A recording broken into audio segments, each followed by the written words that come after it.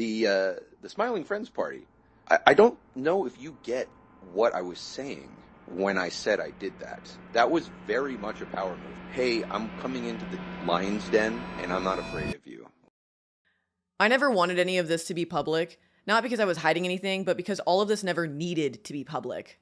How this had become public was from a former friend of mine, Natalie, also known online as Smokey or Smoke the Show, who I haven't spoken to since March 1st, 2022. We have a strange history despite only being good friends for 6 months. Although I've done some very bad things that I'll discuss in detail, this person has aired my dirty laundry in an attempt to save herself and her boyfriend's public image. Together they have done equally bad, if not worse things. Twist the things that I've done into absurd stories to paint me as an irredeemable, abusive devil woman. While at the same time never acknowledging the bad stuff her and Mick did during all of this, such as trying to fuck my boyfriend while we were in a relationship, helped her best friend cheat on their girlfriend, and made up 2 big lies about me in an attempt to smear my name. For those who are unaware, a video was recently released by a YouTuber named Just Stop about me and my so-called abuse towards Mark and others. That video was vague on the details of the events that occurred, as well as ignoring the reality of the situation from June 2021 to March 2022. The YouTuber Daft Pina has also had major involvement in all of this behind the scenes, but only recently made that apparent. Most of the events happened in person, although I have texts and voicemails to help elaborate what I'm talking about, as well as proof that show who these people are and that these events did occur. I'll be talking about myself, Natalie, otherwise known as Smokey, and Mick Lauer, known as Rice Pirate Mick on Twitter. I was introduced to Smokey through a YouTuber friend of ours, and I had introduced her to Mick. Talking about Mick in particular is necessary to paint this kind of environment that I was in for months. Smokey did not have my best interests at heart and put myself above her as she claimed she did. But also lied to Mark by telling him that she wouldn't share his private DMs when he was at his most emotional state, while continuing to give them to Just Stop for his public video. This requires a lot of context. She spun the narrative that I'd never taken accountability for my actions. So I want to take a moment here and admit what I did was not okay. I'm at fault in treating people poorly, and I'm a recovering alcoholic. I was running wild at a low point in my life. I'm currently 11 months sober of alcohol and taking my recovery very seriously, doing my best to privately make amends with people I have hurt and avoid past enablers of my addiction. But I also want to say that in these past 11 months, I've done nothing but take accountability for my actions to the people I have wronged, including Smokey. This was my last message to Smokey, admitting what I had done wrong in our friendship and what I thought she did wrong in our friendship. So to say that I've never taken accountability for the stuff that I've done is a flat out lie. Mark is the true victim here. Everything else was just a group of shitty people excessively drinking and being shitty to each other. I'm going to start by going over the timeline from my breakup with Chris O'Neill to where we are today and how all this came to be, because this involves a lot of people and a lot of events. So going in order would be most appropriate to make this as straightforward as possible. But if there's one main takeaway from this video I want you to know, it's that for months Mick was manipulating me into getting in a relationship with him while not respecting the boundaries I tried to create between us. And Smokey was constantly self-seeking from the day I'd met her, trying to pressure men into falling in love with her through sex in the hopes of letting her live with them. All of this will be made clear as we go on. If you think this seems petty or should be private information, you're completely right. Much of this was already made public. I've tried to ignore my harassers, but this situation has only grown worse, and with nobody reaching out to me to clarify things in these drama videos. Chris and I had been in a relationship for 3.5 years. We were on and off, and towards the end of our relationship, we both knew that we didn't like where it was heading. My biggest fault in this was my lack of communication with him and my assumptions of his intentions.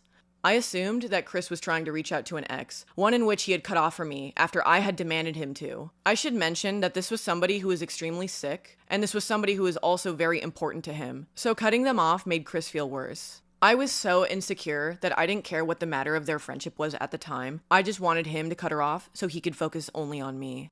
A friend would admit to me that Chris had been reaching out to her. This friend had romantic feelings towards me. My insecurities were through the roof, heightened more so by my excessive drinking, causing more stress upon Chris, which had made him feel, why did I cut this person off I cared for a woman who makes me feel this way? Stressed out all the time. I felt like everything was spiraling, and that I was losing the person I loved the most. My anger and irrationality had made me impulsive and self-sabotaging. To me, at this point, the relationship between Chris and I had already ended in my mind.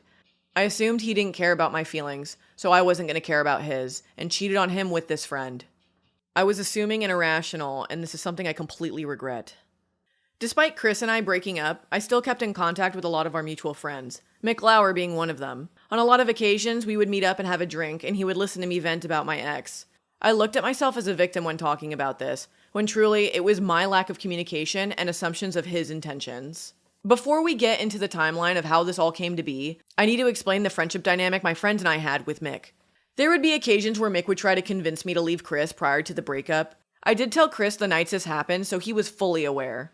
Some of our mutuals would warn me about Mick and his tendencies, especially around how he treats women and alcohol. As when we would all hang out, back when Chris and I were together, Mick would constantly give me back rubs, touch my neck, and get very close to my face when speaking to me.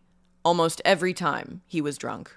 He did this to everybody, but our mutuals had always expressed that he had given me extra attention. There would be multiple occasions where our mutuals would tell me his way of describing me was like I was a piece of meat to him. Here is a good example of his obnoxious and flirtatious behavior while drunk. Those are some beautiful pictures. Very beautiful pictures. Very well done. I just can't help but see... Num num num num num num num. And this is something he's willing to post on Twitter. In real life, this was much worse. All of our friends had known him years longer than I have, and have since stopped associating with him because of his drunken behavior and hostile ways of conversation. To give you an idea of what it was like, let's refer back to the 2016 MagFest panel. Mick had recently gone through a divorce prior to this panel, so to cope he got incredibly drunk, shouting at the audience and making a fool of himself, nobody knowing what to do with him. I don't know, there's people staring. Are you guys coming in? Stop it. You want what? Robot voice. He's doing a really bad impression of your very good robot voice. Ignore him. Fair enough.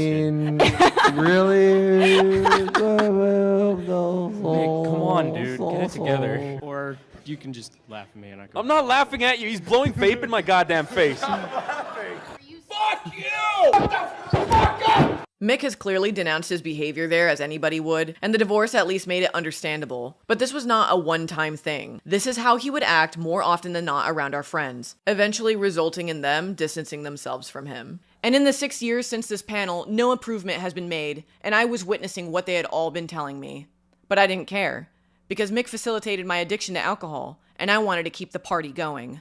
If I could add any more weight to how Mick got when he was angry and drunk, there was a time where Chris and I had all of our friends over for a little hangout. We were joking around about how funny it would be if Burbank police had drones with handguns on it. Mick, who had come over wasted already, would take this conversation seriously, trying to argue that this could never happen, to which we jokingly argue back with him that it could. Mick would escalate the situation, yelling at us and telling us how moronic we were to believe this, and frustrated that we weren't listening to his sense of logic here. Mind you, all of this was a joke conversation, yet Mick wanted to be right, and tried proving that by yelling at us. Mick left angry that night, not saying bye to anybody, and the next day would send us this little DM personally, trying to still keep the argument going. I sent him a video of a drone with a handgun as a joke, to where he said that this doesn't matter, yet still wanted to get the last word in. Many repeated events such as this made our friends realize that Mick was not a positive person to have in their lives, as much as he claims that he is, and they would begin to keep him at arm's length. A month after my breakup, Mick would invite me on the boat trip. He posed this as, "Hey, if you want to go, you're on the way down to the dock. I could swing by and pick you up." I didn't think much of this gesture, mostly that I'd never been on a boat like this before, and I had figured that it would have been nice to get out and see the ocean. Chris knew that Mick had taken me on this boat trip and rightfully assumed that Mick was trying to be sneaky and swoop me up after this breakup. Mick would also tell our friend group that Chris was crazy to think that he was trying to date me. Chris sent Mick a strongly worded message, which at the time I felt was unjustified in assuming, but in hindsight, he was completely right. And so he reasonably saw this boat trip as Mick finally making his move on me. This is what sparked Mick and I to become closer, because now we both had a mutual disdain for Chris and would frequently shit-talk him together while making jokes at his expense. This is when I would be introduced to Smokey by a friend of mine who was a popular YouTuber. Smokey was a fan who'd become his friend, and at this time, she was coming into town to stay with him for 3 months, hoping to spark a relationship with him because she was in love with him. I'll call him Edward for the duration of this video, because I can't imagine that he would want any part of this. Edward asked me if he could bring a friend from Costa Rica to join us for drinks. This would be the first time I had met her. She would hear the things that Mick and I would have to say about our disdain for Chris, to which she would tell me that she was actually friendly with him. She would start shit-talking Chris with us, despite not having any reason to, and then would later make public tweets at his expense. After meeting Smokey for what could have been a handful of times, I'd already been told, not just by her, but from another close friend, that she was in love with Edward. Throughout the summer, we would frequent Fantasia. That would become our spot, and we would drink, and we'd laugh, and shit talk. The closer Smokey and I had gotten, the more she'd express how much she wanted to be my friend. Edward and I would also hang out frequently, with Smokey staying at his home, also joining in with us. At this point, I started trusting her a bit more. I'd gotten to know her, and the fact that we could bond over the idea of being in love with somebody who didn't love us back made me feel understood, because Edward didn't love her back, which only made her want him more. She had a plan to try and fuck him while staying with him, in hopes that he would fall in love with her, and let her move in to be the third roommate. When she fucked him, he would consistently make it clear to her that he only cared for her as a friend, which appeared to only grow her obsession. Smokey would vent and cry about Edward not loving her for months and months and months, despite him making it clear to her that he did not want her meddling in his life. She would frequently try telling him what to do, all in the hopes of him getting with her. Mainly by trying to convince him that he's in an abusive relationship with his current girlfriend, and that her and all of their friends all disapprove of them being together, that he's making a completely big mistake, all while reminding him that she put all of her effort into him. How do I know this? Because Smokey would send me all of their messages when they'd talk on Snapchat, wanting me to see what he was saying and sympathize for her. She even says that she loves using Snapchat on desktop because it made screenshotting private DMs easier. Smokey wanted to be with somebody who would bring her into their world and take care of her. The summer continues, and at this point we have a little group. Me, Mick, Smokey, and Edward. Edward was going to be moving back to his home state to pursue his ex-girlfriend, which greatly upset Smokey. So much so that I would find her in the corner of the bar crying. I would console her and reassure her that even though the summer will be ending soon, that we would all see each other for Halloween. Around this time, Mick is given $1 million from a family member for him to buy his own house. He would proceed to spend that money and purchase a home in Burbank. He would later admit to me that he had bought this house envisioning that I someday would be living in it with him. I was not aware of his strong feelings towards me at this time, yet he still spent a large sum of money for a house with the intent of me living there. And just as our friend said, he had his eyes set on me. One night, while helping him build furniture in his new home, we would drink White Claws with vodka in them, which our mutuals and I would call Mick tricks, seeing as he was the one to introduce this combination to us. During this night, Mick would jump on top of me trying to make out with me, and I'd let it happen. Eventually, it would lead us to almost having sex, but because he was so drunk, he couldn't perform. Feeling confused and a little uneasy about all this, I drove home. Not because I didn't consent, but because I didn't look at him this way, and all of this was happening way too fast. At this point, I go to Ireland to meet my friend Mark. Mark and I would spend all of August exploring Ireland and talking about our passions and our lives. We grew very close during this trip, and ultimately it ending with Mark expressing to me that he loved me. In reality, two people who I had only seen as friends both expressed their interest in me romantically, making me confused as to what I wanted. As a side note, in Just Stop's video, he says that Mark and I went out of our way to hide our relationship. But if you simply watch the Butch Hartman episode of our podcast Meeting Halfway, the very first episode, by the way, less than 3 minutes in, I point out how Mark and I had bonded in Ireland, and heavily implied that we were together. It's very nice to meet you as well. And you're both artists as well, correct? Yeah. We are, yes. Nice. We really much bonded over Fairly Odd Parents. It was like one of the biggest reasons why we were together. I started a podcast with my girlfriend. Oh. And so to say that this was something that I was actively hiding from the internet is a complete lie. Not to mention the countless drawings that I've made of me and Mark together. While my trip in Ireland would be coming to an end, Smokey and Edward would also be ending their time in LA. Smokey going back to Costa Rica and Edward going to his home state. Eventually getting back with his ex-girlfriend, which incredibly upset Smokey. She was putting everything into pursuing this guy, and everybody knew it. My flight back home from Ireland had a layover in Philly, so I decided to take a week for myself and stay with a friend of mine. I would express to this friend how I felt conflicted in the position that I found myself in, one whom I've spent the whole summer drinking and sharing fun with, and the other was somebody I felt genuinely understood me, but hadn't known longer than a year. My friend pushed me more towards Mick because he knew him, but I would choose to be with Mark instead, letting him know that I loved him too. Although I felt at the time I expressed this too soon, because I wasn't sure how we were as a couple, considering we didn't start establishing this fondness for each other until the last week of the Ireland adventure. I would come back to LA and things would continue between Mick and I as friends. Mick was completely aware that I was in a relationship with Mark at the time. And because of this, he felt that he should finally express his feelings towards me, that he loved me, and that he didn't know what love was until he had met me. which you can all understand is pretty inappropriate, but I understood that this was what he needed to say. Given all the tension that we had had, especially from almost having sex, I had let Mick know that I didn't feel this way towards him, and I put my foot down that this wasn't a mutually shared feeling. He said he understood, but would always want me close to him as a friend, which I agreed with. Mick was completely aware that I was in a relationship with Mark. But Mick would never fail to remind me of his undying love, despite me constantly trying to set boundaries. It's established that Mark, Sonny, Edward, Ricardo, and Smokey would all be coming into LA for this big Halloween party that we were going to have together. 2 weeks pass, and my friends would come into town, staying at an Airbnb. Smokey decided, rather than staying with the friends she had originally made plans with, that she would much rather stay at Mick's house until Halloween. She left January 3rd. Her intentions to coming to America this time was to move in with a Twitter fan because they had a spare room for $300 in Las Vegas. Halloween comes and goes, but interestingly enough, on Halloween night, Edward and Smokey would find themselves ending the night in his hotel room. Smokey would then have sex with Edward in hopes of breaking up his relationship with his current girlfriend so that she could be considered. I mention this because I'd been scrutinized by Smokey for cheating myself, but Smokey herself had helped her best friend cheat on his girlfriend because she wanted him to love her so badly and she couldn't respect the boundaries of their relationship. I may have been a cheater here, but Smokey was a homewrecker.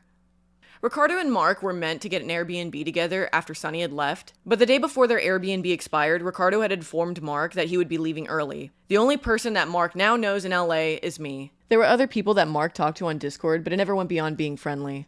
The same day Ricardo informs Mark that he'll be all alone was the same day that I started having second guesses about my relationship with Mark. I would invite Mark over to my house and break up with him, using the excuse, I need to be alone and work on myself and focus on me. Mark says okay, not showing any emotion, and we continue to hang out with the rest of our friends that day, not really talking to each other. So it's me, Sonny, Ricardo, and Strawberry Mage, and we all decide to go see that really shitty Marvel movie Eternals. Ricardo didn't want to leave the movie theater to get a drink, so Mark and I jumped at the chance to leave. During this time, we'd sit in my car and break the silence. Mark expressing that if I really wanted to work on myself, that he would do nothing more than just support me, and that breaking up with me for this reason doesn't make sense to him. I did what I always did, and I told the person what they wanted to hear, so we were back together. A lot of the mistakes that I had made here was not setting boundaries, not communicating, not really saying how I felt. So in a lot of these instances, I would let things happen and I would say that things were fine, but never actually communicated what issues I had that was going on. Sonny's last day comes around and we all celebrate at Mick's house. Mick has a ton of alcohol and we're all drinking except Mark, who didn't like the taste of alcohol. During this night, Mick would get extremely drunk and rowdy, making scenes at multiple points, such as attempting to call a friend to interrogate them as to why they didn't like another friend who was at the party, to which I would have to wrestle him for his phone to prevent him from making a fool of himself. As the night goes on and everybody is outside, except for me, Mark, Sonny, and Mick, Mick pulls me aside, earshot away from Mark, and expresses to me that despite me being with Mark again, that he loves me, and he always will love me, and everything that he does means that he loves me. Mark and Sonny can clearly hear what he's saying, but this is Mick's house, and Mark didn't feel at the time that he had any place to say anything. Mick then continues to motion to Mark saying, I don't know how long this is gonna last, but just remember I will always love you. Mick later says a similar thing to Mark's face, saying, I don't know how long this is gonna last, but if you need to, you can always use my recording booth. Mark was currently working on the Family Guy video and needed to consistently record lines, so we took him up on that offer. If Mick wants to deny ever having done these things, then here's the text to show you how much he actually recalls. He would later call me this day, thanking me for stopping him from making a fool out of himself. Mick would act more like this than he was pleasantly buzzed. When we drank hard, because our poison was Mick tricks. Vodka poured in White Claws. Add a little weed to the mix just so we can get a little more fucked up. Mick openly described that he wanted a party house, where the door was always open. The next couple of weeks would go by, and Mark and I are still together. He's at an Airbnb by himself near my hometown, where I would leave him there so I can go up to Mick's and continue drinking and partying with him and Smokey. Because Mark didn't like to drink. I even have a video of him drinking in Ireland, and clearly he's not used to it. Despite being with Mark, Mick would let his feelings towards me be known, to the point where I was beginning to feel like this was something I shouldn't overlook. I was given love and praise by both Mick and Smokey, with endless supply of alcohol and weed, all while being reminded that his house was my house at any point that I needed. Let me just state, I had been drinking every day towards the end of my relationship with Chris, going into the summer drinking 3 times a week with Mick and Smokey and Edward, then going to Ireland and drinking to experience the land of beer, now into Halloween and leading up into mid-November. This pattern never broke. I did not have one full week where I was sober for these 6 months. Being offered praise and affection for doing nothing, while also being rewarded with alcohol and never being judged for it, was exactly what I wanted. I never asked for Mick and Smokey to see me this way. The reality of it all was we were always drunk, and we were always shit-talking about the people who had hurt us, while upping ourselves and saying that it was us against everybody else. A classic echo chamber, but this facilitated my addicted mindset. Mick buys a dog around this time named Jojo. This wouldn't be worth mentioning if it weren't for the one conversation I had with Mick sometime after our breakup, where he admits that he had gotten this dog for me, that every time he looks down at Jojo, he feels a little guilt because he had gotten the dog for the wrong reasons. Again, Mick and I were not together when he had gotten this dog, and as far as he knew, we were never getting together, yet he bought both a house and a dog with me in mind. Now let me just add, I don't think that Mick actually bought these two things with me in mind. I think he just wanted me to think that because he thought it was romantic, like every decision he made had me in mind, whether or not we were together.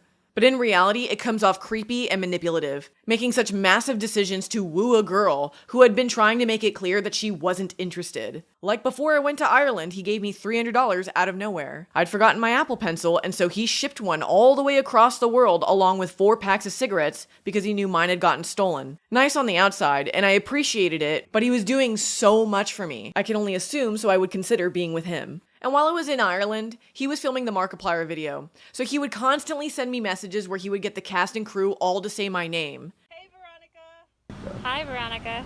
Hey, Veronica, what's up? Hey. Oh, hey, what's up, Veronica? How you doing? Hi, Veronica. It was incredibly overwhelming. He wanted to make his love as obvious as possible. After a week or two, I once again ended things with Mark, secretly for the intention of starting a relationship with Mick, because I felt at this time that I had loved him, and this was something I just couldn't overlook. When you're being reminded constantly of this person who has this undying love for you, it's hard not to start considering it. I've heard from friends that Mick's current narrative of the situation is that I was the one who manipulated him into the relationship, only to play with his heart and dump him a month later. So I hope it's made obvious from all the messages that I've been showing you that this is not just a case of me coming on to Mick, who was just along for the ride. Just like Smokey pursuing Edward, Mick actively pursued me for months. From telling me to break up with Chris, to confessing his love with me while I was with Mark, continuing to remind me of this when I told him to stop, Mick would not let up. If I never ended up being with Mick and stayed his friend to this day, I guarantee I would still be hearing about this on a constant basis. While we were together, he compared how he looked at me to the movie My Octopus Teacher, which is a movie about a man in crisis who finds a female octopus whom he has to learn how to love and appreciate without interfering with it. Mick saying that he could learn to love me without being in a relationship with me. But despite saying this, his actions would continuously show otherwise. He wanted a relationship and would not quit until he got it. Here's a message Mick would send me while we were together, saying that it wasn't my fault that Mark was hurting so much, that it was his fault for having such high expectations. Which is ironic seeing as Mick had put me on a pedestal, saying he worshipped me.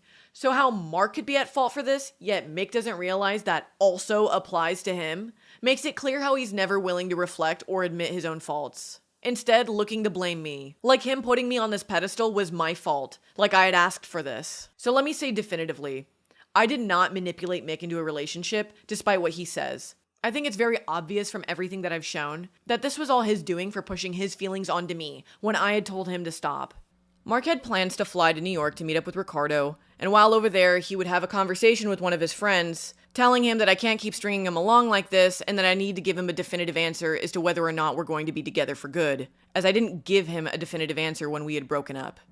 During Thanksgiving, I'd reach out to the same friend who I stayed in Philly with and told him I think I love Mick and that I want to pursue this relationship. My friend would tell me that if this wasn't something I was sure of, then I shouldn't go through with it until I was certain.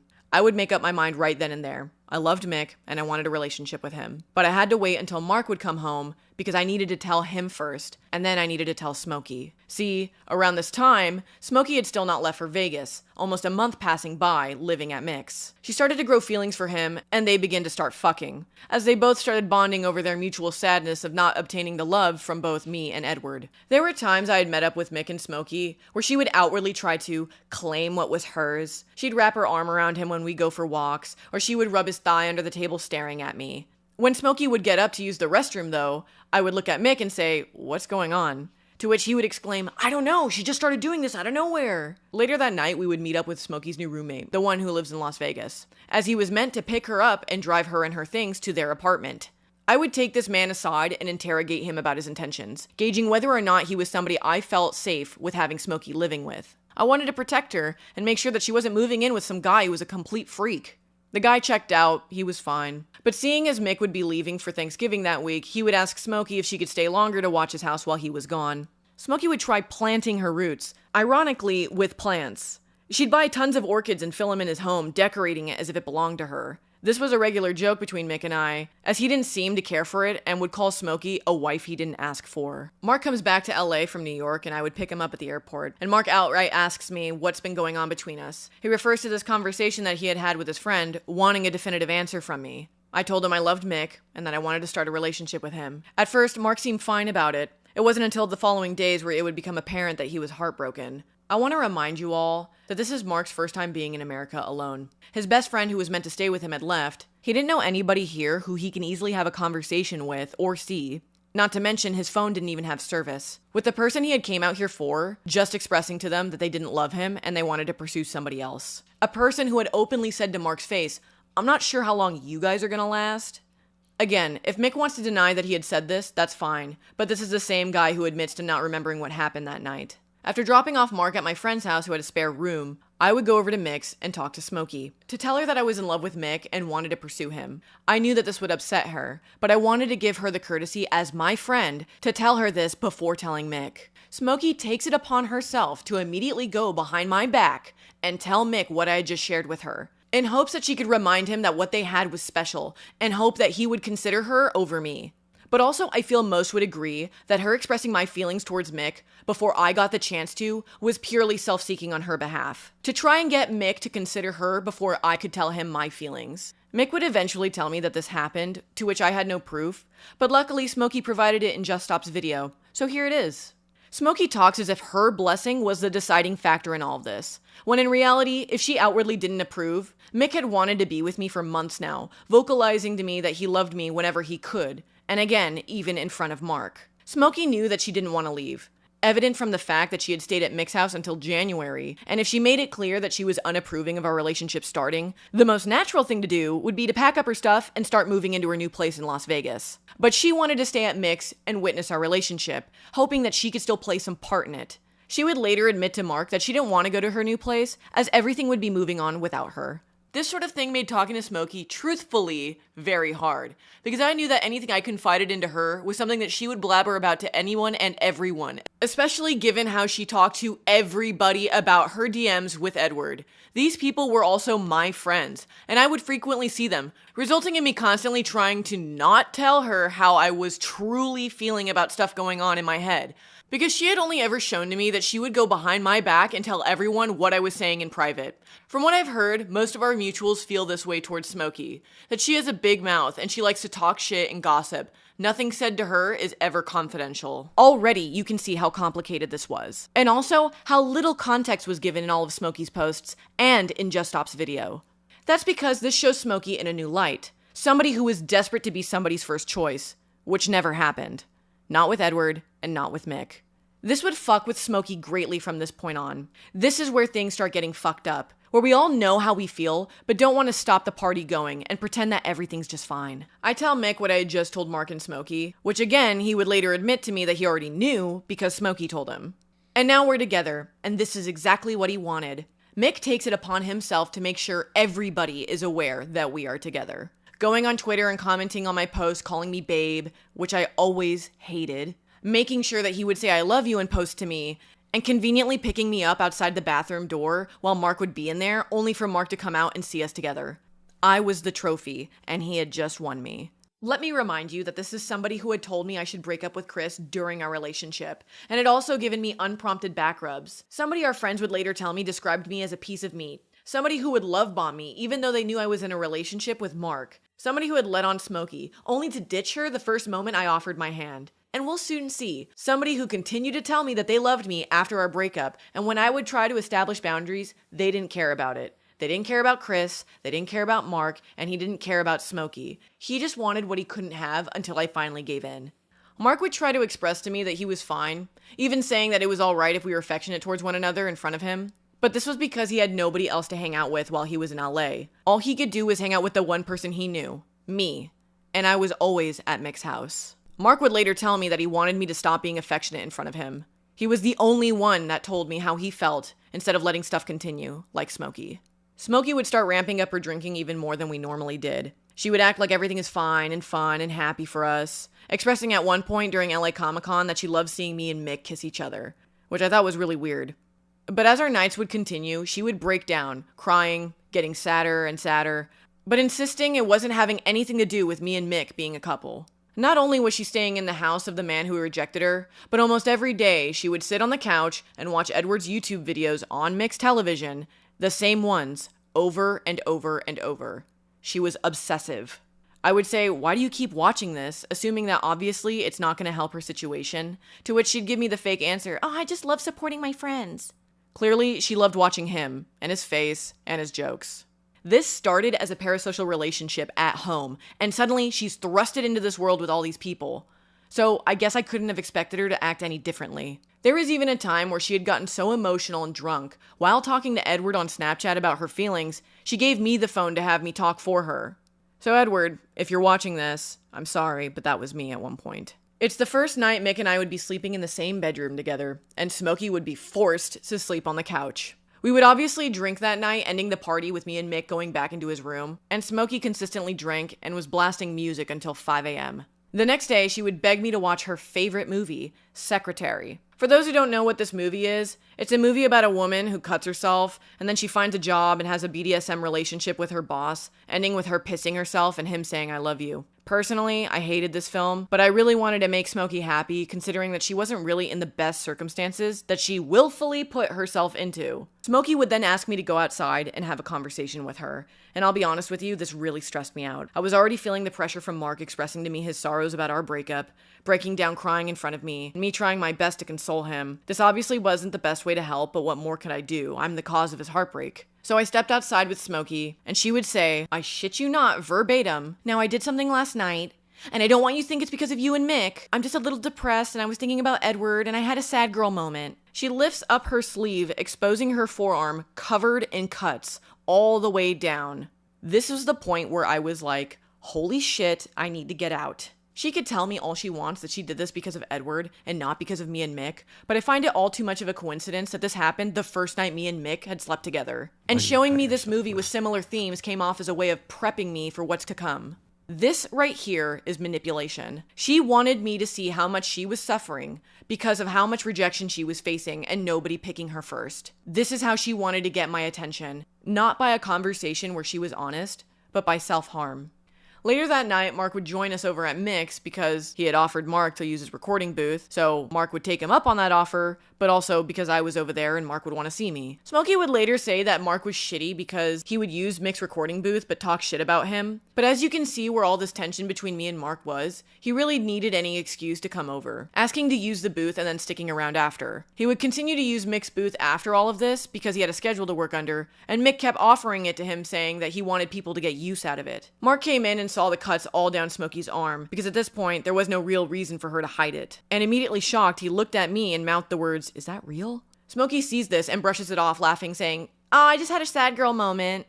Mark has begun forcing himself to drink, because that was all we were doing, and he felt like this was the solution to nullifying his feelings. Mark would take 4 shots of vodka without even flinching, because he wasn't aware of the aftertaste. So he would keep drinking multiple times to the point of throwing up. It really felt like this was a fucking madhouse. Mick wouldn't care. He wanted a party house. Mick parading me around, Smokey over here with cuts down her arm, and Mark drinking himself until he pukes. And I'm just here pretending like everything is totally fine. When Mark eventually gets back home to Ireland, he learned that writing was a good way to vent out his feelings. Here's an excerpt that he had written for himself, describing what it was like. And again, this was written by him right after he had gotten out of all of this mess. Mark asks me if we can please hang out away from Mick's house. He's only got a short amount of time left in California and doesn't want to spend it in that madhouse. So we go to my parents' house where we just work and watch movies. I receive a snap message from Smokey. Smokey asks me if it's okay if she has a closure night with Mick. At first I figured this was just a night for her and him to talk and like watch movies and hang out. But upon clarifying what she had meant, she's outright asking me if she could fuck Mick one last time for closure. Mark instantly starts laughing at me, obviously knowing this was what I deserved and what I signed up for. Angry, I call Mick and asked him what his response was. His response was, "Oh, well, you should go ask Veronica." This was a second big red flag that I'd gotten from Smokey. My so-called best friend, who had just revealed to me that they had cut themselves because of this person, is now asking me if they could fuck my boyfriend for closure. And my boyfriend is considering it so long as I'm okay with the idea. These were the people I was spending my everyday with, drinking, shit-talking, all praising each other like it was us against the world. This is the girl who says that she did stuff for my well-being. Yeah, wanting to fuck Mick while we were together sure was in my best interest, Smokey. I tell her no, and I'm baffled at the idea that she would even ask me this. But we move on. She's leaving soon, and I just want everything to be okay. After weeks of not communicating with his friends, Mark finally tells Sunny and Strawberry Mage about what's been going on since he'd last seen them. Sunny realizes the patterns that I've been falling into since my breakup with Chris. And as a good friend, he messages both me and Mick, telling us both that this relationship wouldn't be in my best interest, and that I need to be alone to figure things out for myself. I tell him that I could still work on myself while being in this relationship with Mick, and Mick tells him, "Don't worry, I have her best interests at heart, honestly." I want to point out that I almost never took my iPad over at Mick's to work, and when I did, we never worked. All we did was drink and party. And not once did Mick ever bring up the thought of me working while we were together. Mark's drinking is on par with us, and he's finding it harder to avoid these emotions, resulting in situations at Mick's house where he would come to me crying, making it clear that he was unhappy. Smokey sends Mark a message telling him that if he keeps this up, that he would lose me forever. Which was true. Things were getting bad between us, and I couldn't keep listening to how much I hurt him and help him with the same hurt. From this point, things get better between Mark and I. He had found talking to friends other than me, such as Strawberry Mage and Sunny, would help him feel better. And because of this, our friendship started to become healthier. Which leads me to an interesting time where we all took a trip to the Natural History Museum. I'd asked Mark, Strawberry Mage, Mick, and Smokey if they all wanted to go, and we all went together. Mark and I had a fun time joking around, but any time that we'd be giggling to one another, Mick would instantly come in and try and interject, to be a part of whatever we were joking about.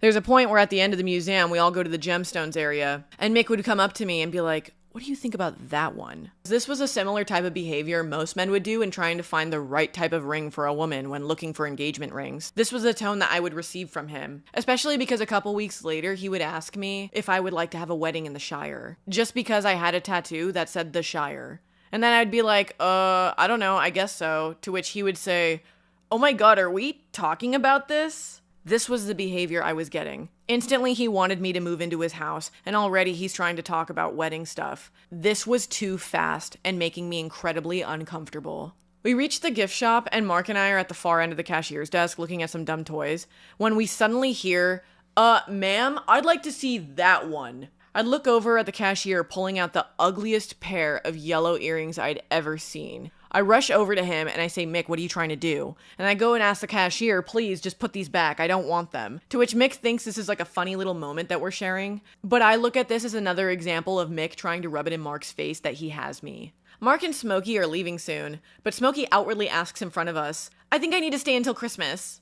She had been at Mick's house rent-free, staying here for about 2 months now. At this point, I was ready for her to leave. And Mick too, because he would express to me that he wanted everybody out of his house, how he wanted to just be alone with me. Now that he has me, he no longer wants this party house. So, remember how I had mentioned that Mick wanted me to move in? Well, he had offered me that, as well as re-landscaping his whole yard so all of my dogs can come live with him.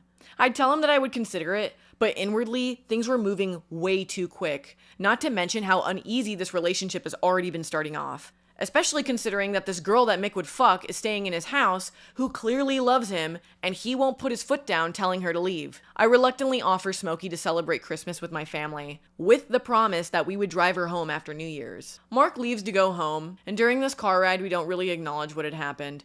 Once he gets to the airport, I leave him a voicemail crying saying how sorry I was for putting him through all this. It's Christmas time, and Smokey spends it with my family, and at the same time, Mark is messaging me sending me art that he had made of us, referencing some conversations that we had had in the past. Mark realizes that he needed to start distancing himself from me, and he tells me through text that he's not going to talk to me for a while, until he figures out his feelings. I was pretty upset to hear this because I like talking to him, but also it was starting to become more apparent how this relationship with Mick wasn't what it was all cracked up to be. He would say cringy love things to me like he had gotten them from a movie. It was obvious now that we're in a relationship that what I loved about him wasn't what he actually was. Almost like everything shifted. Tell our friend Strawberry Mage that I'm not going to be on Discord very much, seeing as every time that I would interact with Mark in calls, he would be extremely standoffish with me. Understandably so, but it made me feel unwelcomed, so I would tell him that I wouldn't be around. Strawberry Mage would relay this to Mark, which would prompt Mark to call me, saying that he didn't intend on making me feel like I needed to distance myself from my friends, and during this call, Mark would give me the most harshest and realest talk I've ever had. He would express to me that I'm wasting my life, that I'm drinking every day and doing nothing at Mick's, that I have all this potential and I'm not doing anything with it, and if I keep this going, in 5 years' time, it will hit me like a huge truck. I knew he was right about everything, and I tell him that he was right and I really needed to change. Again, Mark was the only one to ever give me a reality check like this. I break up with Mick a few days later, expressing to him that I really need to focus on myself, that how we're continuing things is incredibly unhealthy, that I'm not happy, and I feel like I'm very stressed out. At this point, I'm in a relationship with an enabling alcoholic, me being an alcoholic myself, and having this crazy woman around involving herself in our lives, who is already talking about the next time they want to come back to Mick's. Meanwhile, she's drinking herself until she passes out and pukes, I'm losing my hair over this, my skin is changing colors, and I haven't eaten very much. Everything about my life at this point is overwhelming and stressful, and I don't know what I'm doing.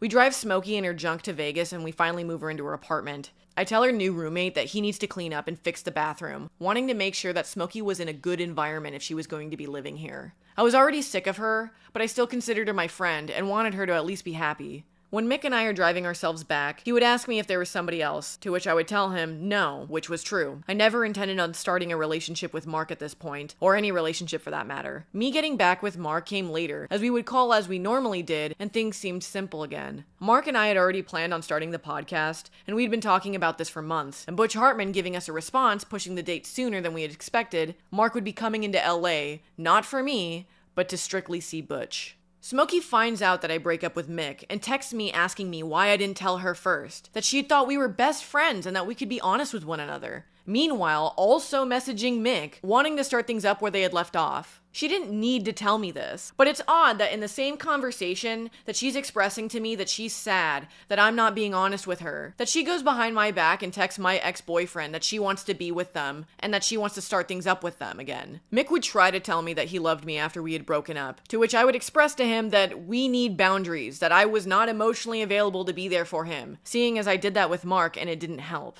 Here's a fun little side note. Mick would judge Mark for how heartbroken he was, because our relationship had only lasted a couple of months. Meanwhile, here's Mick getting bent out of shape in the same way, when we were only together for around a month. I'd like to point out, too, that Mark was 19, going through his first real heartbreak, and Mick, who is 41, who has been in and out of relationships where he would continuously shit-talk his girlfriends. I'd like to point out that Mick is 13 years older than me. I recently found out from someone who worked on the Just Stop video that Smokey was trying to convince him that I was grooming Mark, that he was 17 when we first met, and I sent him nudes when he was underage. This is another case of Smokey blatantly lying without any repercussions, thinking she can say whatever she wants without evidence. Like most of Smokey's claims, this can easily be disproven, given how I had never even met Mark until October of 2020. When he was 18 and we never expressed any interest in each other until he was 19 and turning 20. Again, I found this out from somebody who was heavily involved in the Just Stop video, that it was originally going to be brought up, but was dropped due to there being no evidence. So I just want to make this clear, because Smokey will try and lie about anything just to try and drag me down. Mick responds to Smokey's message of love, not by addressing what she's saying, but instead raving about how much he's madly in love with me. Acknowledging basically everything I'd been talking about. Pushing on to me the life that he wanted for me, not the life that we could have built together. Even saying that with the way he was acting, that there was no room for my aspirations. He was the clinging ooze, you see. His words, not mine. Here's a message that Mick sent to Smokey in response to her love that he would later send to me. At this moment, all I can honestly say, I miss your company and cherish your kindness. And any part of me that even flirts with the idea of continuing on from where we were headed before Thanksgiving feels like a dangerously disingenuous gesture in light of the impossible enormity of my love for Veronica. I know I'm not stupid, not about people. I like to believe that I could read a room or a face. And in this situation, I did see some finality in Veronica's eyes. At this moment, I do feel a sense of hopelessness, partially, as I did before. But no matter how hard I've tried, and you know how hard I've tried in the past, this feeling that fills every atom in my body hasn't budged. Time will tell, but so far the only thing that time has told me is that I can't stop loving Veronica. Like all of us, you, Veronica, and I need to stand on my own 2 feet. For me, emotionally. It's not fair for anyone to have the full weight of the other bearing down on them as they learn to carry themselves. My love for Veronica became toxic the moment I placed all my hopes and dreams in her hands. Where the fuck was there any room for hers? Sure, I'd hope some of those dreams would be shared, but I never asked. I never waited for them to naturally unfold over time. I just poured them over her like a wet cement the moment she offered her hand. The worst part was, I was fully aware as it was happening. I could feel myself pushing her away with my love. I became a clinging ooze that only grew in the mass more unsure I grew about her feelings, despite her telling me that everything was fine. There was no balance, and without balance, there was no true partnership. There was a parent and a child, a master and a slave, a queen and a servant. And while some would seek out relationships of imbalanced dynamics, that was never what either of us would have wanted, I believe. I need to redefine myself, a version not built on the pedestal I had placed her upon. I could only hope that one day that version of myself will cross paths with who she desires to become, and from equal footing, I could love her as a true partner, one she feels respects her, rather than one who worships her. I'm realizing as I'm writing this how selfish it is that after you sharing your feelings for me, I've spent so many words and thoughts talking about Veronica. I apologize from the bottom of my heart. I'm sorry. I suppose this is all still so fresh. Here is Mick admitting that the way he had been treating me was toxic. He also mentions the pedestal that he put me on. Again, this was something I never asked for. They placed me on this pedestal that I never required them to, and got mad that I didn't meet up with their expectations. I still try to be friends with Mick during this period. He is still somebody I cared about, and I had no intentions of cutting him out of my life, even taking care of his dog Jojo while he went to Philly to spend time with his friends after the breakup. When Mick comes back to pick up his dog, he asks if he could speak outside, and so we go to the park and talk about his feelings. This is when he would admit to me that he had gotten his dog for the wrong reasons. During this talk, he would ask me again if there was somebody else, to which I would respond that while I didn't leave him for anyone, that over time Mark and I had expressed that we still had interest in one another, me planning on going to Ireland with him in April. Mick gets really upset and asks if me and Mark had been doing anything sexual, to which I'm honest and I say yes. In retaliation, he says, well, I guess I'll just go fuck Smokey then. She was going to be coming into town soon. I didn't like Smokey at this point, but I had nothing but her best interests in mind, even though I had every reason to not care for her. From refusing to leave, to her asking if she could fuck my boyfriend at the time, to her lying to my face about being honest, while asking Mick if she could still get back together with him. I explained to Mick that I didn't feel that this was fair to her, that he had witnessed how badly she had been affected by Edward and him in the past, and if he was going to fuck her and didn't love her, then that would just be evil. His only response to this was, yeah, well, that's not any of your concern now, is it? I want to say that Mick can once again deny that this ever happened, but I would tell Mark, who would laugh at the absurdity of this, and made this meme. The dates clearly being from not long after. Mick knew that Smokey loved him and didn't feel the same way back to her. As you can tell from that long message he had sent her about still loving me, and even was talking about their imbalance of love. Despite in his message to her that he sent me, he said that he didn't want to seek out a relationship with imbalanced dynamics. Yet here he is openly admitting that that's him and Smokey. Fully aware that there was an imbalanced dynamic here, but telling me to my face that he's just gonna fuck her. This is the real Mick. The one behind the nice guy positive persona he portrays online. He didn't care if fucking her would eventually hurt her. He just cared about getting back at me. And from what our mutuals are telling me, he would continue to talk shit about her to this day. During one of our last conversations about breaking up, he would say to me, well, I'm still gonna buy you the Apple Watch. To which I told him, I don't need it. I don't want it. And these were the type of shallow gestures of love that he would continue to give me. Funnily enough, the message that Mick sent to me, the one where he called himself the clinging ooze, he originally said to me in a call.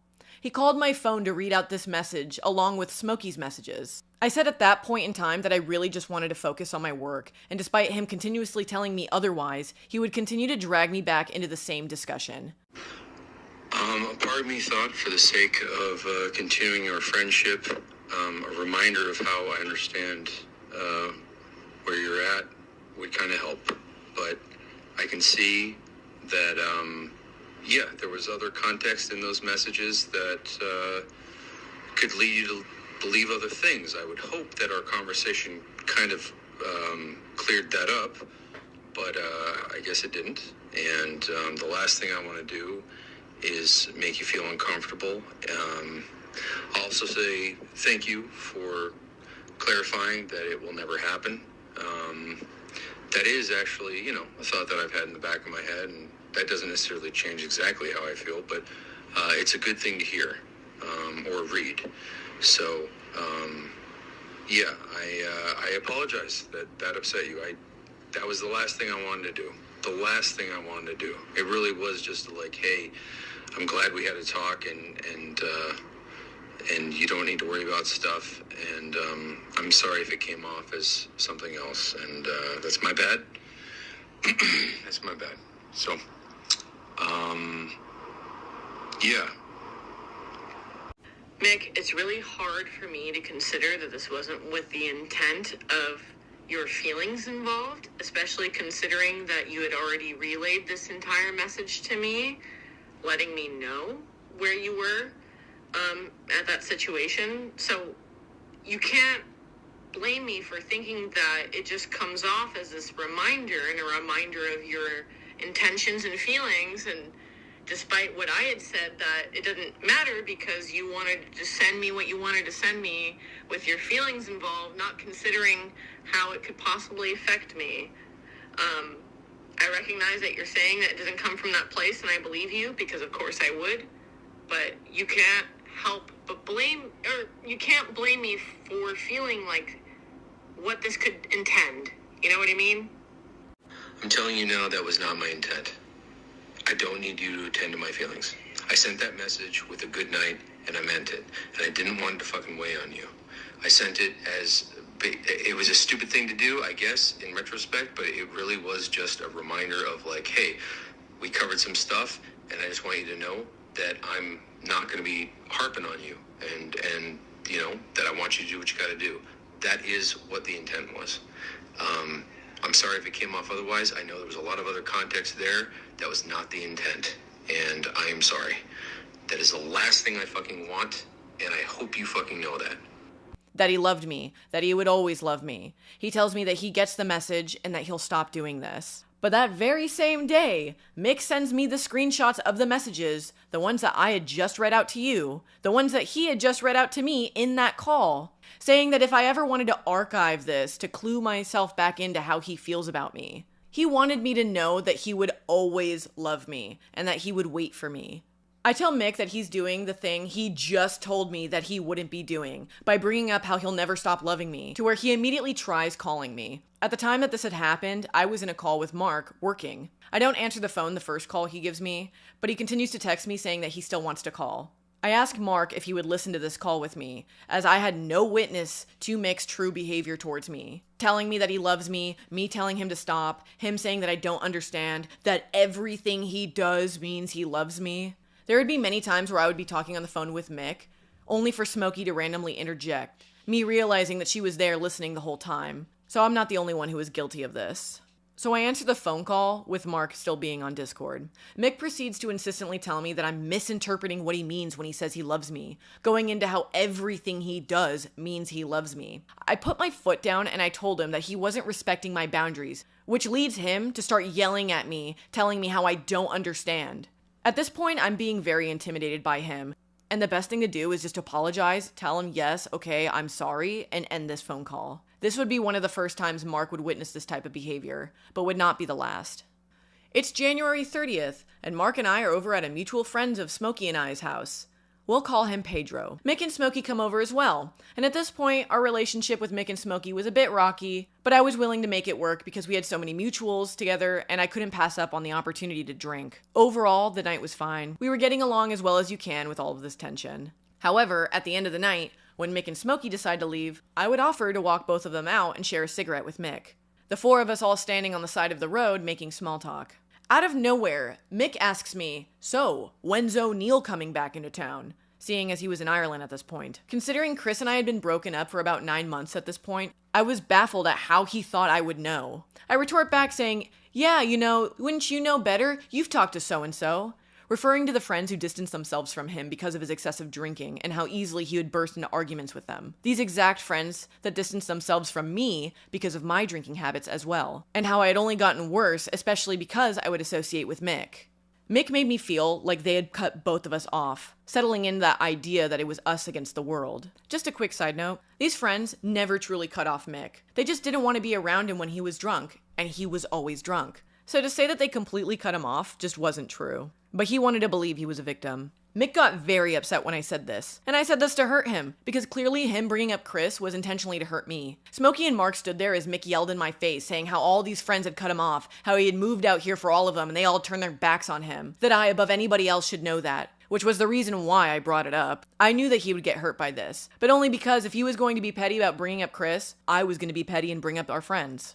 But I wasn't reacting this way. He was reacting this way. When Mick got drunk, he got angry and performatively loud. He paced back and forth, not wanting to let this go, pointing in my face and continuously shouting at me, eventually calming himself down for a brief moment to say bye, and then came in for a hug. I would give him one of those half-assed pat-on-the-back hugs, which caused him to get mad all over again, shouting, "No, no, you can't do that!"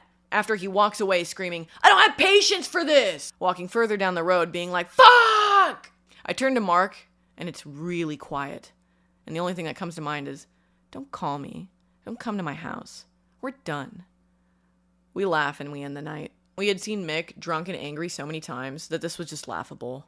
Recently, a couple months ago in November, Mark brought this event up with Smokey in references to how I wasn't the only person who did something wrong here. To which Smokey claims that Mark is rewriting history, that everything I just explained to you happened on February 9th, the night of the Smiling Friends premiere. I find it funny that in that message where she accuses Mark of rewriting history, she is quite literally gaslighting him. If only there was some sort of evidence that that event happened on the 30th. It's a good thing that Mick left me a voicemail that night, clearly still drunk, trying to justify yelling at me, which he defines as him escalating the situation, and ultimately saying that he won't apologize. Yo, listen, I apologize if things escalated to a certain point, but I will say that pointing out the whole and entire friend group thing as not being a situation that impacted me to a certain degree, especially because they were the people I moved out here for, that hit hard. That hit very hard. And especially if you were to ever assume that you didn't know exactly what I meant by that. I feel like if anybody knows that situation, you know better than anybody else. That situation, it killed for a period of time. But, you, for a period of time, and others were like the reason why that was okay. But for you to say that you didn't understand where I was coming from when it came to that situation, or that you felt like, you know what, I did drink tonight, but at the same time, I just feel like there was a certain amount of energy that was not as empathetic as I would have hoped, and it came off as pretty fucking cold, considering everything else. You know what? Not even considering everything else. But, yeah, that bothered me. So, I'm not going to apologize for that. I'm not going to apologize for being fucking bothered by that. The fact that it escalated as it did, that's a bummer. I really hoped that it wouldn't. But I just figured you understood better than most. This is somebody that had this reaction to the idea of drones holding handguns. So it's not hard to believe that he would start yelling at me about bringing up people who he thought cut him off. So here we have Smokey doing one of two things. Intentionally lying to Mark, trying to convince him that he's remembering things wrong, and not bring any attention of the fucked shit Mick and her were doing. Or two, doesn't even remember these events herself. Again, here's Smokey acknowledging an argument about these friends, saying this happened on February 9th, downplaying Mick's actions, while Mick sent me a message proving that this had happened, not only a week before Smokey claims, but also admits he escalated the situation. And this is the victim we're forced to believe. Somebody who doesn't even remember the events themselves. Going back to Mark's messages with Smokey, I'd like to throw in that Mark finally brought attention to the 2 times Smokey kissed him, where she was drunk at Mick's house. One of those times being on the lips. She completely downplays this, calling it a platonic peck, saying it only happened once, when I was personally there to witness both times, along with a third party who was also there. She claims that Mark didn't bring this up with her at the time, because it meant that he never cared about it until now. But let's remember this situation. Mark only really was close to me, and to spend time with me means that he had to spend time at Mick's house, already knowing he was seen as a burden, so starting issues is the last thing that he would want to do. Mark has lived in Ireland his whole life. People don't just walk around with that kind of affection, and it caught him off guard thinking it was weird. This is nothing major, but just to highlight just how much Smokey downplays ever having done anything wrong. I'd like to see how this would be treated if Mark drunkenly kissed Smokey and told her that she was overreacting to a platonic peck. A common argument, but I feel it still holds weight to this interaction. That Smokey is telling Mark that he shouldn't care about this, telling him how he should feel, but I'm manipulative? If you want to talk about the Smiling Friends night though, Smokey, we can talk about it. For those unaware, the series Smiling Friends was premiering on Adult Swim, and there was a big release party for only the cast and crew to celebrate. Mick had been messaging me earlier that day, telling me that he looks forward to running into a particular person there, obviously referring to Chris O'Neill. I joke with him saying that it would be funny if we could both clothesline him. This was common between us. Like I said, we both bonded over the mutual disdain for Chris and often made jokes at his expense. Mark and I had plans to go to our friend Pedro's house to hang out, since Edward was back in town, and I wanted to see him. Hours after us hanging out with them, Mick and Smokey walked through the door. Smokey clearly looking strung out of her mind. Mick opens up his jacket to reveal a Smiling Friends t-shirt, telling everybody at Pedro's that he had just gotten back from the release party. He proceeds to say how he has a funny story, that he saw Chris O'Neill at the party, that he walked right up to him and went to him and shook his hand. And according to him, that Chris was scared, shaking where he stood, gasping. Mick then would say that he shook his hand pathetically, and then he walked away laughing, while Chris would be standing there alone for the rest of the party. I didn't like this, but not for the reasons Mick thought. Let me add, Mick intentionally brought Smokey along to a party that she was never invited to. It was common knowledge for those invited that no +1s were allowed. Some artists who had worked on the show couldn't even come to the premiere because they weren't allowed to bring their spouses. But here comes secondary voice actor Mick Lauer bringing along this woman with no connection to the creators or had even asked them if she could come. You're at a party celebrating a release of your supposed friend's first television show being aired, yet you were more concerned about making a point to Chris that you wanted to start a confrontation. Because again, Mick made it evident to all of us that he didn't like Chris, and in turn, Chris didn't like him. Mick would later hear from Mark that I didn't like him coming up to Chris. He assumed that my issue was him being chummy with Chris. But don't worry, Mick, I knew what you were trying to do. You were trying to send a message that you didn't like him, and then gloat about it afterwards at Pedro's house, thinking that I would applaud you for this. If you don't believe this interaction happened, luckily enough, Mick had left me a voicemail corroborating this story. Hey, dude. I hope you're okay. I'm not piling on. Yeah, I hope you're doing okay. And, yeah, I don't know. I can't imagine what's going on. But whatever it is, I hope it gets sorted. And, that you're taking care of yourself. And, as disappointing as some things are, people care.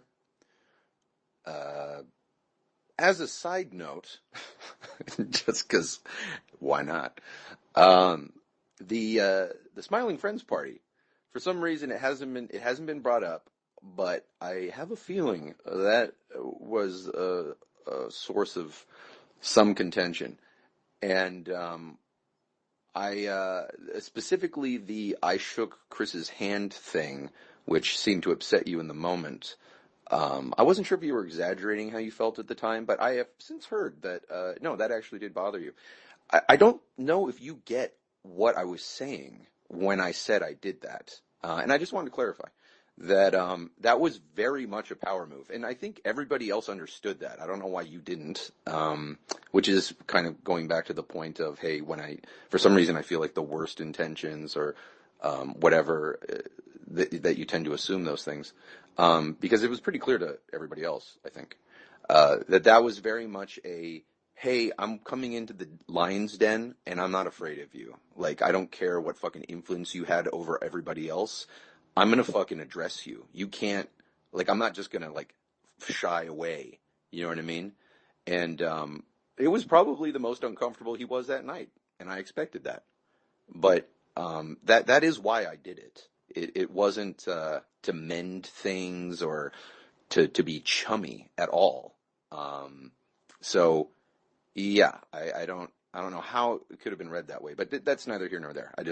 I figured might as well put that out there. I don't know if we're ever going to hang out again, but I certainly, didn't want that to be misconstrued, in your mind. 'Cause despite everything, I do care about your opinion, and I do care about you as a person. So, yeah, with that off my chest, I hope this doesn't stop you from or slow you down from, working on yourself and working on your goals and all that kind of stuff.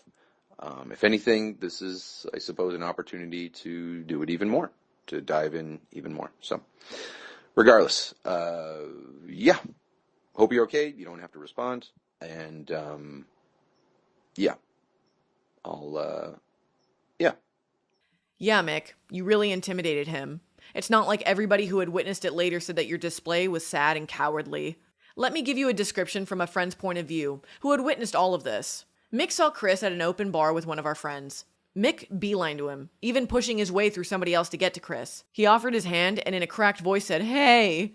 Instantly, it was apparent to them that Mick was drunk, and immediately turned around and walked away.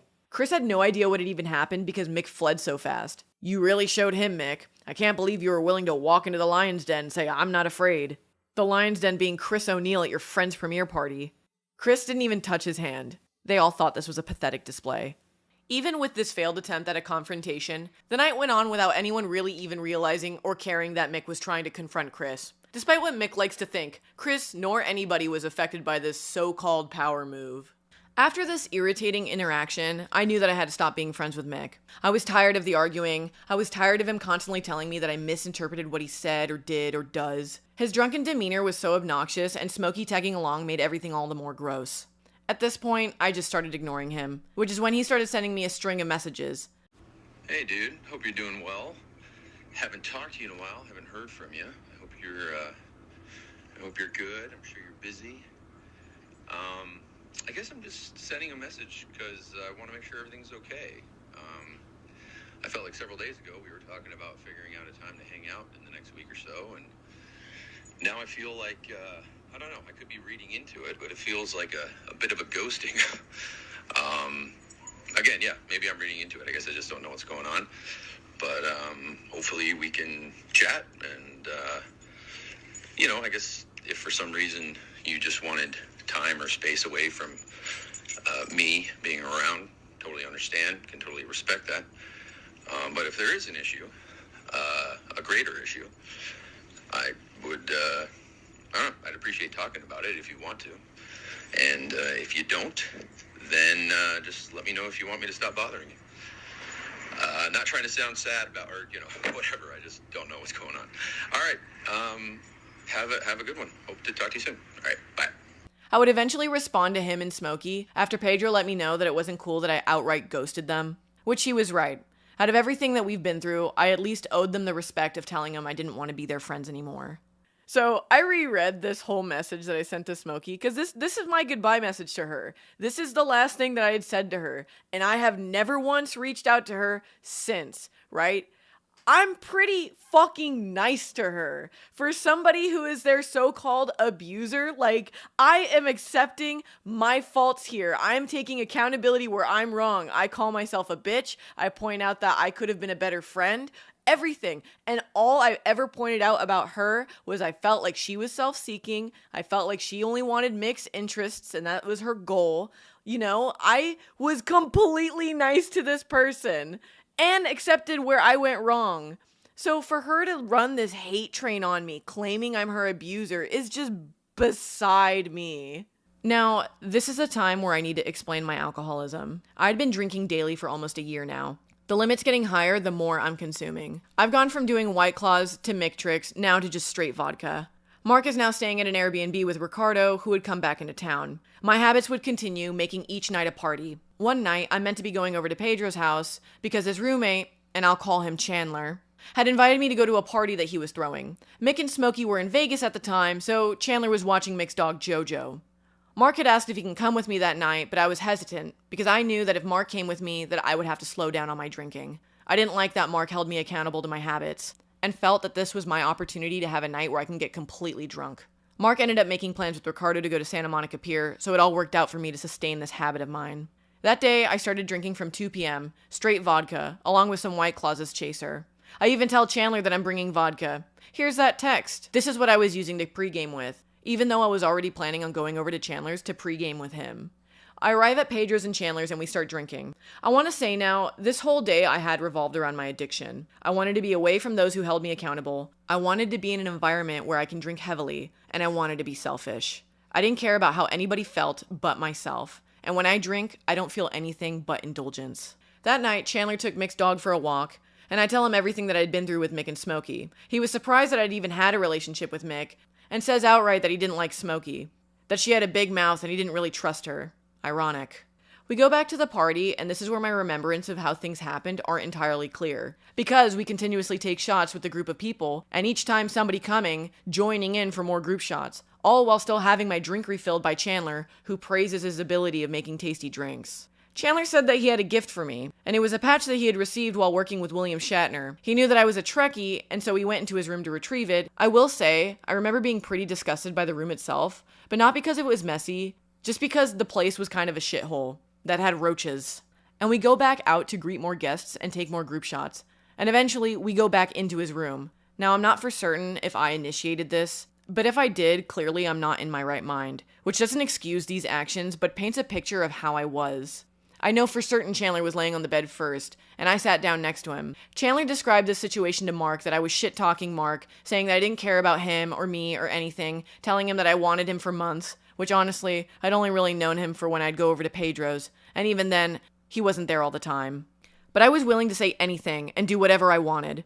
Again, I'm not in my right mind, because clearly, if I was sober, this wasn't something I would have wanted. But I did it, and that's all that matters. Alcohol isn't the excuse, but it was the fuel to bring me to betray Mark and degrade myself, and take part in something that would eventually hurt him and me, but most of all him. Because Mark did nothing wrong here. I had no reason to do what I did, other than for my own selfish and self-seeking ways. I don't remember the sex, but I do remember when I was aware of my surroundings. I was in the bathroom, cleaning myself up, hoping everybody at the party wouldn't see. When I walked out, there was nobody left from the party. I sat down, and I'm not sure how long I ended up waiting for everybody to leave. But by the time I had gotten back to Mark's Airbnb, he was already asleep. The next morning, incredibly hungover, Ricardo wanted to film a speed supersonic video. I begged Mark to get me ibuprofen, and once he was gone, looked for whatever alcohol I could in the Airbnb, hoping to cure my hangover with some hair of the dog. Knowing what I'd done, I called Chandler and told him not to tell Mark or anybody. I attempted to keep him on my good side by complimenting him and expressing that I needed to quit drinking and start on Ash Wednesday. Chandler's a religious guy, so he's expressing to me how great it is that I'm seeking the Lord. This guy, who praises himself for his strength in religion, was fully aware of having sex with a woman who he knew was in a relationship. He would admit to Mark that I had told him that we were still together. Something to note here.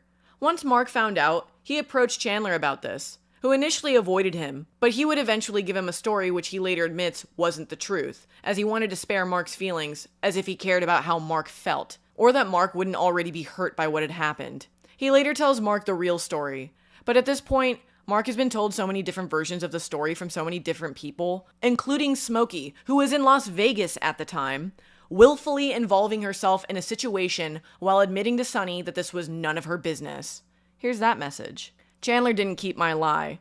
He immediately told Mick, who told Smokey, who told Sonny, who screenshotted it and sent it to Mark. During all of this, I was hiding in my home, avoiding Mark and keeping my distance from everybody, because of the amount of shame I had felt for what I had done. Prior to Mark finding out about the cheating, I contacted Pedro, because he was there that night, and I called him to ask him not to tell anybody about what I had done, that I was going to break up with him and peace out. But before I could, Mark had messaged me about breaking up with me, saying that I made everything complicated and that all of this is way too stressful for him.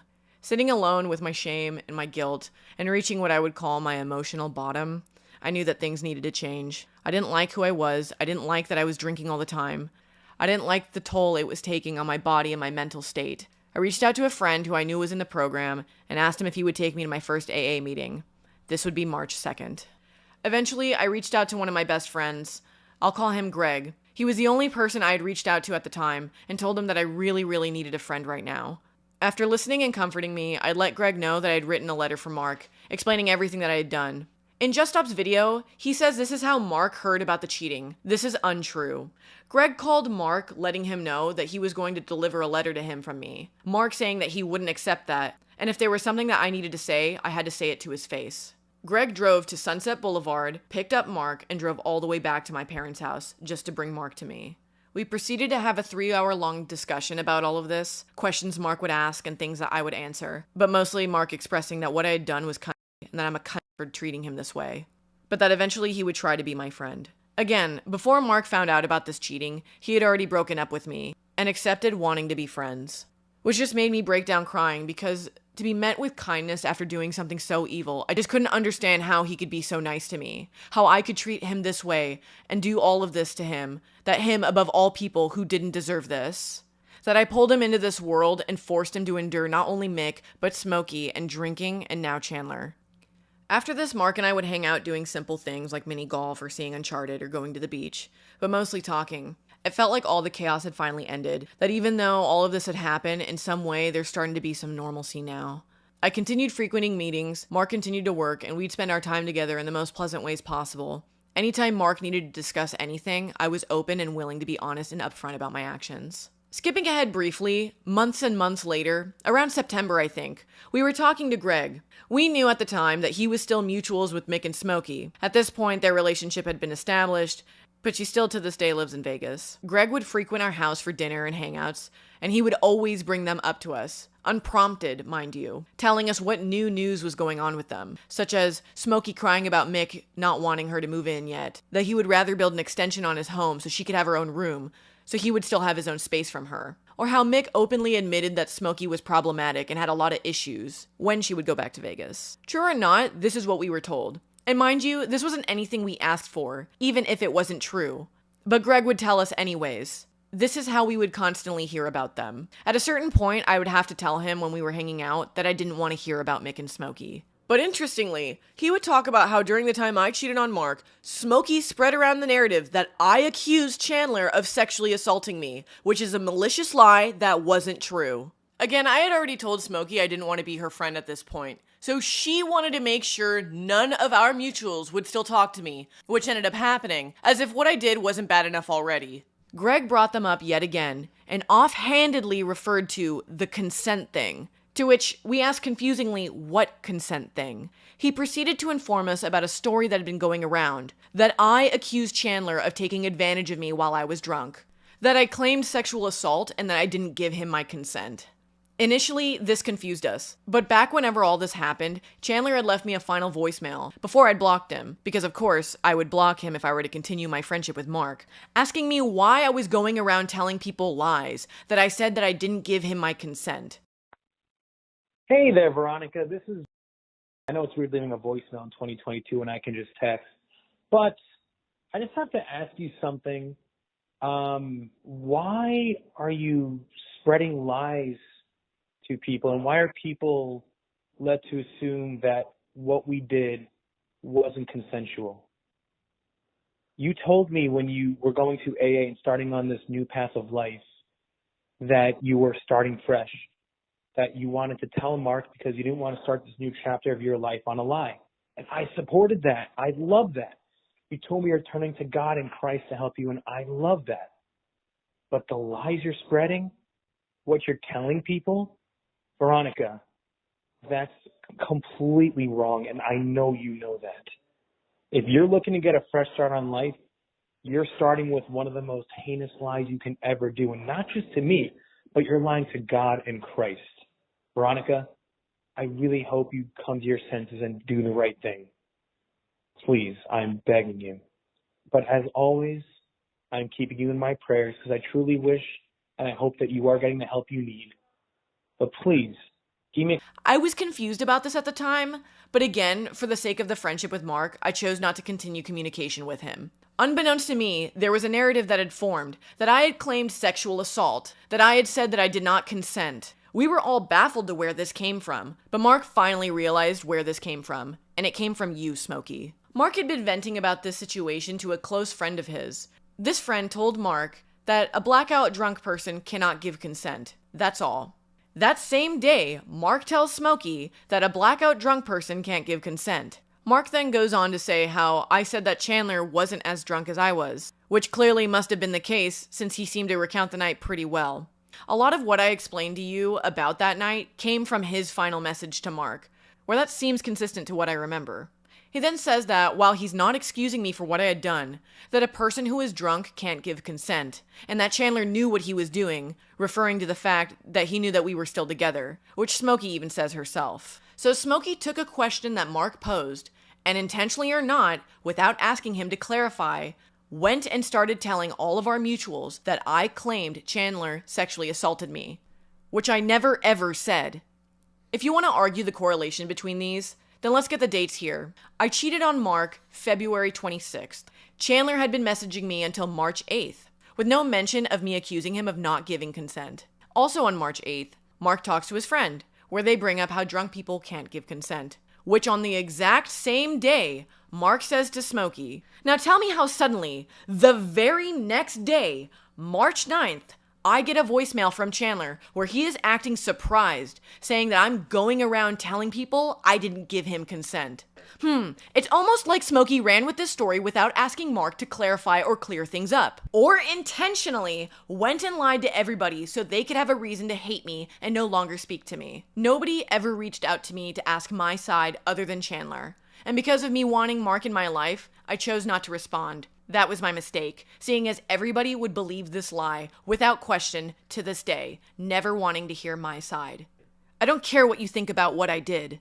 This right here is evil and psychopathic of Smokey. That when Mark in his most emotional state would try and talk to her about this, and she in turn would take something that he posed as a question and tried to make it fact, she's painting a picture and calling it a photograph. I also want to point out how in the very next message to Smokey, Mark tells her that I had not been blaming anyone else for what I did, that I have only taken full accountability for my actions. But I guess it doesn't really fit the narrative she's trying to spin.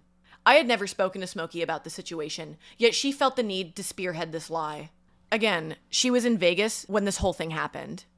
I need to reiterate this because this is something people have believed about me since March of 2022, but I never accused Chandler of sexually assaulting me or not giving consent, and I think Smokey knows this, which is why she never mentioned this in the Just Stop video, something that definitely would have made this manipulative abuser point a slam dunk. But she knew that Mark had the evidence of this, because Greg mentions this to her on Halloween, 2022. Smokey is an evil person who manipulated all of our mutuals into believing this lie about me, and nobody cared enough to hear the truth, and probably still don't, because they've gone this long believing this and never once reached out to me. So I don't put it past them continuing to do the same thing, acting like this isn't a problem, while saying in private how crazy Smokey is. It's truly baffling to me how you can acknowledge that a person like Smokey is crazy and unhinged and immature, but would still believe her lies on a situation that she wasn't even in the same state for. Again, all signs here point to having come from Smokey. This consent thing was never mentioned, and somehow the day after Mark asks this question, this is a story that everybody is believing. What I did was bad, but that does not justify believing every little thing you hear about me and treating it as fact. Before any of this, back in January, Mark and I had booked an interview with Jeff Kinney in Boston. Of course, all of this puts a wrench into that, and I told Mark that I didn't want to go. But over the course of the next month, from our subsequent conversations about all of this, and the honesty that I had been having with him, I'd let him know that I'd be willing to go, and even follow through on my Ireland trip that we had planned. During this whole month, I'd been with Mark nonstop. The only times of us being apart would be when I would go to sleep or when I'd go to meetings. During the Ireland trip, Mark and I would have many long talks about how we still had feelings towards one another. We agreed that if we felt this way towards one another, that we would be willing to try again. This time being completely honest with each other and me sticking to my sobriety. Then we'd see where it would go. Obviously, you know where that ended. Mark and I got married in August. Just Stop makes the assumption that we celebrated our honeymoon in DC, which is a lie. The trip we took there was what made us realize that we loved each other and hated spending time apart. So Mark agreed to come back to LA for as long as his visa would allow him, and by the end of it, we both got married. A week later, in early September, we got our apartment together. Which, let me just say, Smokey, in your long blackmail post demanding a response from me, you point out that I moved to your boyfriend's neighborhood. Again, the neighborhood he lives in because he intended on me living with him. This was the first apartment Mark and I had saw that not only accepted our application, but also accepted our dogs, so we took it. If you really think that we would make a life decision like getting an apartment just to spite you, then you really are delusional. Halloween rolls around and we throw a really big party with all of our close friends. I want to add that this was the first Halloween party I'd ever had where there was no alcohol, and it was so much fun. Being surrounded by people who truly care about me and nobody is acting a fool. On Halloween night, the same night Greg told Smokey that she was wrong about the consent thing, she goes on Twitter to expose not only my marriage, but also what I had confided into her about Chris and I. Both things none of her business to spread. I was advised by my sponsor not to respond to Smokey, but I also didn't want to give this delusional psychopathic person who would lie about me the satisfaction, which only resulted in her tweeting more about me. The next post being the Do Your Step 9 post, which I need to point out, doing your Step 9 isn't a case of rushing through the steps because somebody feels like they deserve an amends. This way of viewing it is incredibly disrespectful, but also shows that Smokey has no knowledge about step work. Currently, I'd been working on my Step 4, which is taking a fearless and moral inventory of myself, filling notebooks with my resentments towards people and what I had done and where I'd went wrong. Smokey, if you weren't so unhappy with your life and could have stopped publicly tweeting about me, you would have received what I wanted to offer you on Thanksgiving. Knowing that Mick was out of town because he publicly posted it, and you being home alone to watch his dog in his house, let me be clear, I didn't pity you. I saw an opportunity to break bread with you and wanted to offer for you to come over and celebrate with me, Mark, and his family who was in town. But before I had done this, I needed to run this not only by Mark, but my sponsor. Mark was fine with it, with his only concern being that you're kind of crazy and he didn't know what kind of unhinged shit that you would do in front of his family. Rightfully so. But my sponsor advised against it, saying that if this wasn't completely resentment-free, that this wouldn't be a positive interaction, especially considering Smokey's public animosity towards me. So I didn't, and I'm glad I didn't. Because we see from Just Stop's video that this was all in the works well before Thanksgiving. And he admitted to Mark in that call that all of this stemmed from your tweet. So you already knew what you were planning on doing. The least you could have done was been upfront about it instead of lying directly to Mark. Once you made your post threatening to leak his DMs back in March, he reached out to you and said that he wanted no part in this, especially not his private messages from such a stressful time for him. You proceeded to tell Mark whether or not you leaked his DMs was none of his business. To which he rightfully informed you that it was entirely his business, and whether or not they got leaked was in your hands. You continued to say that I needed to do my Step 9 and make amends to you, where he told you that looking at it that way was not only disrespectful, but a completely ignorant way of viewing it. And I think anybody currently in the program could attest to this. But Smokey didn't care. She just wanted me to acknowledge her. This was when Mark brought up the instances where Mick would yell at me, acknowledging not only January 30th, but also the time with the phone call, which Smokey wasn't present for, as well as the kissing thing, where Smokey brought up the platonic peck excuse, and whether intentionally or not, lied about the dates about Mick screaming in front of me. Showing how unreliable of a source Smokey really is, considering this can easily be disproven, which I've already shown you.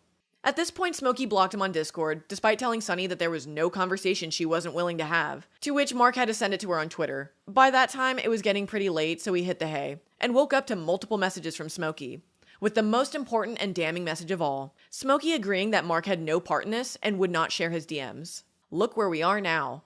Like I'd said before, this is the person that you were all believing and sympathizing for. This person who has continuously lied and gaslit and sought out attention, leaking the information of somebody she called a victim, saying that their voice doesn't matter. She also brought up something completely unrelated to try and put ideas in Mark's head that I was trying to pursue other men. Randomly bringing up one of Mick's friends, who I had met a small handful of times, saying that I had been messaging him more, along with, I wonder why that is, heavily implying that I'm trying to pursue him. No evidence, by the way. Nothing to go off of. She just wanted Mark to think that there was something going on. That is gaslighting, and that is manipulation. Trying to plant an idea in Mark's head in the hopes that he'll think something is going on and divorce me. Yet I'm the one being called the manipulative abuser. The same day after Mark had this conversation with Smokey, where she blatantly lies about Mick yelling in my face, and the platonic peck comment, Mick tweets out vaguely about this conversation, saying, be honest, be chill. If you're needing to bend the truth in order to look in the mirror, maybe take a moment to consider it. If you operate in assumptions, confirmation bias, or straight up just know you're not being honest, consider being better. Folks around you know already. Once again, ironic. Let me talk about all these abuse comments, by the way, because Smokey loves using the word abuser, but never backs it up with anything. Instead, opting to simply use a blanket term, hoping that she says it enough that people would start believing it. Yet all her examples of my so-called abuse has nothing to do with her. The stuff with Chris, breaking up with Mick, what happened with Mark, none of these situations involve her, yet she thinks that she has to be the one to say this stuff publicly, despite me knowing at least 2 of those people never wanted that. Mark openly expressing to her that he did not give her permission to share his DMs. But Smokey has to, because if she only made posts focusing on what I did to her, then nobody would care. You want to know what my abuse towards Smokey was? Where all of this stems from? I said that Smokey was my best friend, and then I said she wasn't. That's it. The reality of the situation is, anybody who I'd been drinking and partying with daily for months, is somebody who I would have called my best friend. But I didn't drop Smokey out of nowhere. I dealt with her asking to fuck my boyfriend for closure. I dealt with her constantly trying to pursue Edward and crying when things didn't go her way. I dealt with her telling me everything was fine to my face, yet would get drunk and pass out in Mick's recording booth. But at a certain point, it became too much, and she wasn't somebody who I wanted in my life anymore as I was trying to improve. That is my crime here. I think throughout this video, I've proven pretty well that Smokey has done quite a lot of shitty things to me. Do I get to call her my abuser? Of course not. But Smokey is petty, and if there's one thing she loves, it's attention. So she'll continue to call me her abuser despite having nothing that actually shows that it is true. Because it isn't true, and there's a part of her deep down that knows that. Like, all these tweets are a result of her desperately trying to convince herself that she's a victim. Which is funny, seeing her treatment of Mark, someone who she constantly uses as a victim in her posts, making it evident how much she really cares about what a real victim has to say. And while I've been trying to do nothing but move on and improve my life for the past 11 months, all she continuously has tried doing is dragging me back into this mess that I want no part in. If you truly were happy with your life right now, Smokey, I can imagine you wouldn't be begging for sympathy on Twitter for all the stuff I've done that doesn't even pertain to you. Maybe that's why you sit around and cry to your friends about Mick not wanting you to move in, or endlessly text them when you find out that we're in the same room together. I hear about it all, Smokey, but you don't see me running to Twitter. You're 30 years old, Smokey. You need to grow up. Of course, none of this needed to be public. Again, at any point you were thinking that during this video, don't worry, I thought the same. I'm tired of talking about this. But Smokey and Daft really seemed like they wanted me to be honest. So how can I do that without telling you the full story? Notice how at no point in this video was Daft Pina ever mentioned. Daft Pina is a leech who attaches himself to any molecule of drama he can find himself. I know for a fact he's currently going around to people, some of which I used to be good friends with, to get them to speak out about me, claiming I was an abuser. This all stemming from Smokey's original tweet. Everybody knows at this point, but it bears repeating. Daft is never to be trusted. He's found himself in controversy after controversy, and nobody respects him. Someone who relies on 18-year-olds to do his dirty work for him, while he sits in the background puppeting everything, while also never acknowledging this publicly until he's ready to make a video. In the first livestream Just Stop went to discuss this video, he very much underplays Daft's involvement, even saying that if they were to talk to Mark in private, that he would consider taking down the video. Everybody who watched that stream could agree that Just Stop came off incredibly unconfident about the video he had just uploaded. How involved was Daft Pina? I'm curious. Like I said, I just brought him on to help me with the call and ask questions. Once or twice I asked for his input. That's about it. Once or twice? On what? Input on what? I'm curious. Mostly just like, showing the video to him and such. Okay. Daft and others would also add stories from people we talked to that couldn't be evaluated as anything more than hearsay, as they had no proof, and when I would try to say as much in the script, he'd stop me and go, "Don't say it like that. People will deconstruct and focus on it if you do." He wanted me to use sneaky language again, so in the end I cut them out entirely. And for bits that I didn't remove, I made sure to ask follow-up questions to get evidence of dates and such. That night, Mark would ask Just Stop if he could call, to which Just Stop would say that he's too tired and that he would speak only in text. Rightfully, Mark would point out how wrong it was, that he would rather go on and spend hours on a live stream than talking directly to the person he had made this video about. I bring this up because the Just Stop who was talking to Mark at this point came off very different than the Just Stop we had seen in the live stream, saying that this video shouldn't be deleted because it highlights my abuse, and even tries turning the situation around on Mark, saying that he condones all of this because he wouldn't publicly say anything. Anytime I was publicly petty or joked about stuff, Mark was always the person to tell me to stop, that all I was doing was making more enemies, which he was right about. A couple of hours after this conversation with Just Stop, he completely switches character, suddenly agreeing to call with Mark, and that he had made the video unlisted. A very different way of texting than he had just shown in that previous conversation. If you want to argue that showing these DMs are unethical, remember, Just Stop not only uploaded a video sharing Mark's private DMs that he had made clear he didn't want shown, but also exposed his marriage. What's evident here is that Daft Pina was the one speaking through Just Stop to Mark. You can see on Hopeless Peaches' live stream that Just Stop admitted to her that Daft Pina was advising Just Stop not only to not take down the video, but also not call Mark. We had a call with Braxton today, and I asked if I was allowed to share this, so he said yes, I will.